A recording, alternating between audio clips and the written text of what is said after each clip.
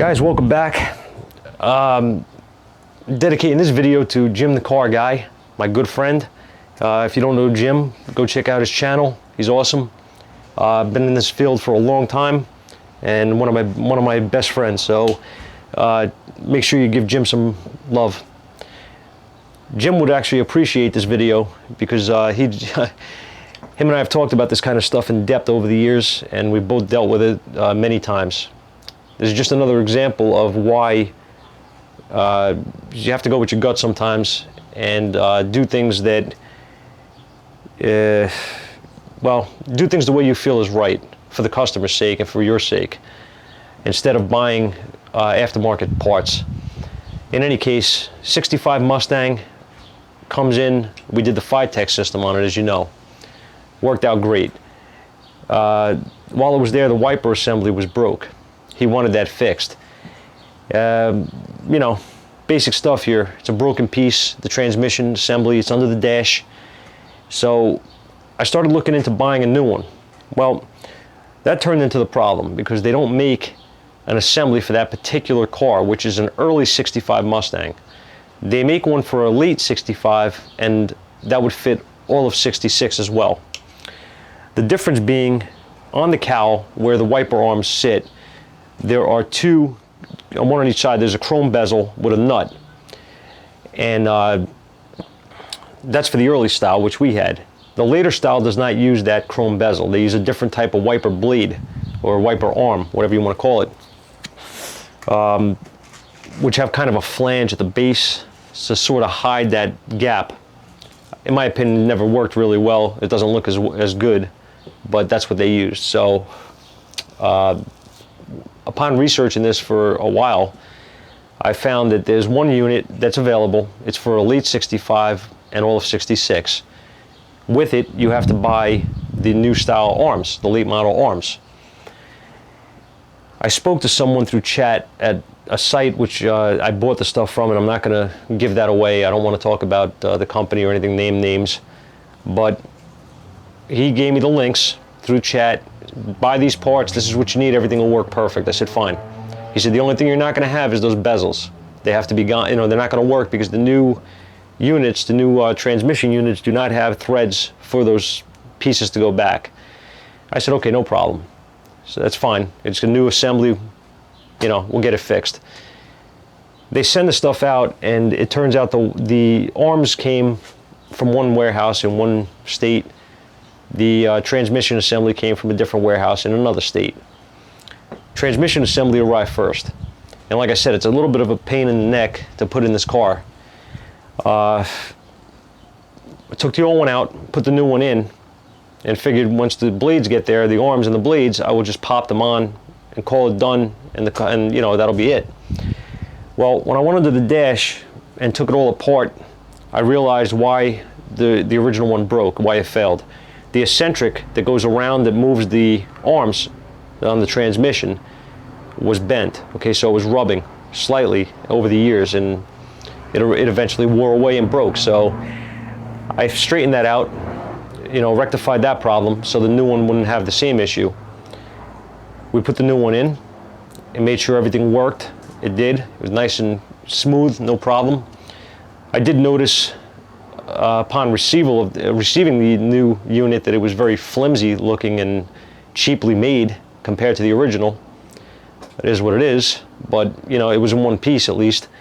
So I waited, I put the car to the side and I waited for the new arms to get there. They arrived about a week later. So I went to put them on and they wouldn't fit. What I realized, I'm going to show you the best I can here. This is the transmission, this is the aftermarket unit that I pulled out. If you look, if it'll focus in on the splines, they're fine. They're very fine splines on this thing. What I noticed was the original ones on the other transmission were not. So I figured, wow, well, wait a minute, the new arms must have the same spline as this unit, right? No, it doesn't. It has the same splines as the old one.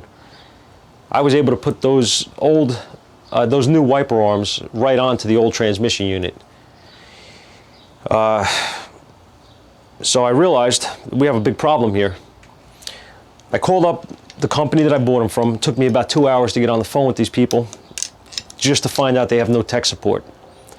Okay, so at that point, I says, well, I have a problem. I explained to him what the issue was, and in all honesty, in all fairness, the guy sounded like he had no clue what I was talking about. He couldn't understand the spline being a fine spline compared to a heavier, coarse spline. He didn't understand that whatsoever. And I said, look, I said, in layman's terms, there's no way this could fit. It's not going to work. So I need to know what the fix is, and I need you to figure out what I need here to fix it, because I bought the parts from you guys. I didn't build them, you know. He puts me on hold for a good 20 minutes, comes back and tells me that he was looking for videos on how to install the wiper arms.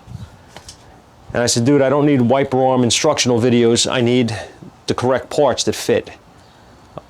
To which he had no answer.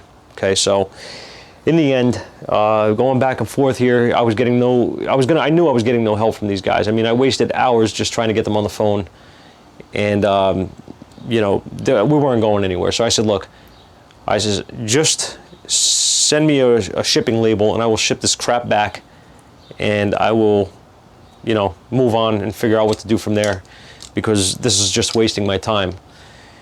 He agreed. And, you know, he says, look, he goes, you know, no offense, but he goes, you know, the parts are made in China. I says, I don't care where they're made. I said, they don't fit. I says, that's really not an excuse. I says, you're selling this stuff. It should, you know, it should work. What I ended up doing was pulling them out. This side came out, no problem. This side, the driver's side, which is tight and a pain in the ass, got stuck, and it broke. So I ate the $100 for this crap and threw it on the floor, and that was the end of it. So, not even going to waste my time trying to get my money back for it. It's my fault. It broke. Whatever. I welded the original assembly, ground it all down nice, put it back in. Problem solved. Put the original arms back on it, which are supposed to be on the car, and that was the end of it. And my buddy, who just picked up a 70 Mustang, by chance has the same arms as the new ones, the new stainless chrome, whatever the hell they are, that I bought from this company, and his are a little shady looking, so I gave him the other arms to use on his vehicle. So in the end, it all worked out. I lost $200. My buddy gained a set of wiper blades and arms, and this transmission is in the trash, and that's that. My point here is that when you buy aftermarket stuff, you have to expect problems, and that's absolutely across the board. You know, they say direct fit, they call them, or they call them, you know, bolt-on parts. No, there's never, I don't think that I've had an experience where something is bolt-on. You know what I mean? There's always something to be done, something to be fabricated one way or another, adjusted, whatever. Nothing is direct fit with that stuff. And we find that a lot, I mean, with the performance side of things, you know what I mean, which you expect. But this was a lousy experience. It took up a lot of my time. I ate the parts, I ate the labor to do this job twice. So what I'm saying is, if I should have did it the way I wanted to do it in the first place. I should have taken the old assembly out, knowing that I can fix it. I should have fixed it and put it back. But I wanted to replace the part for the customer. I wanted to put a new unit in there. Honestly, after seeing how this crap is made, I'm glad I didn't do that. I'm glad that it didn't work out, because he has a better unit now, the original one, than he would have had with this. That's my honest thoughts on it. It's made terribly light. It's very flimsy. It's terrible quality, and you know, obviously, it doesn't work. So, all around, it was just it was a loss on my end, obviously, but the customer's happy, which is in the end what really counts, right? It is what it is, man. What I wanted to say was that if you guys, anybody out there has one of these cars and has this problem, be very careful about buying aftermarket stuff like that, because these companies, and this is a pretty big company that I bought this from. They distribute a lot of Mustang parts, you know, that type of old car stuff. So, you know, not having any answers is never a good thing. But this is a pretty simple, pretty simple thing here. You know what I mean? Which I really don't get why they don't make a unit to replace the one that came out of the car unless it's just that low of a failure rate that they never break and they were never really necessary to come up with a part. I don't know. I have no answers to it. But sometimes you got to go with your gut, guys. If you feel you can fix something, and I mean, I'm confident in my ability. I know that when I weld it, it's not going to, it's not going to be some snot weld and junk, and it's going to be right, and it's going to last, and that's going to be that. So I should have did that in the first place. I would have saved weeks of, time. I would have saved myself money, and I would have saved myself a lot of aggravation.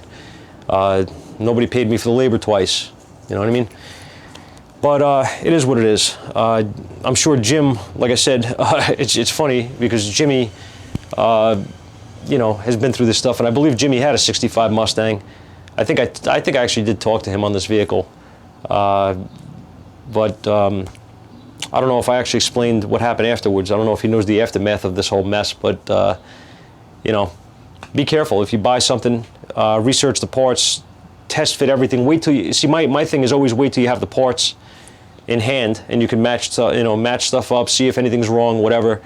The fact that these things came a week apart, the blades and the arms and the transmission, and the transmission being a pain in the ass to put in, I wanted to get that in the car, not thinking I was going to have an issue.